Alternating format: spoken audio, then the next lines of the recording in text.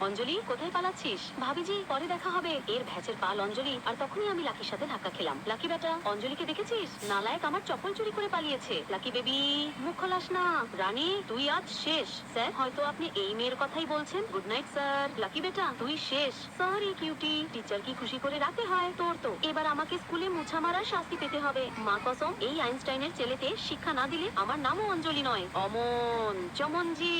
অঞ্জলি ভাবি, কি হুকুম? ভাবি, আপনাকে এই অবস্থা কে করেছে? তোমাদের ভাইয়াই। এবার ওর বুদ্ধি ঠিক জায়গায় বসাতে হবে। এই নাও, আমার পেছনে এসো। লাকি বেবি, লাকি বেবি, মোটা স্যার কি টয়লেটে আরশোলা কামড়েছে? স্যার, আমি এলাম। আপনি কোথায়? এর ভ্যাসের কেউ আছো? বাঁচাও। হ্যাঁ ভাইয়া, এই নিন স্নান করুন। দেখেছো তো, যে অঞ্জলির সাথে ধাক্কা খাবে সে ঠান্ডা পানিতে গোসল করবে। একদম ঠিক ভাবি, মজা হয়ে গেল।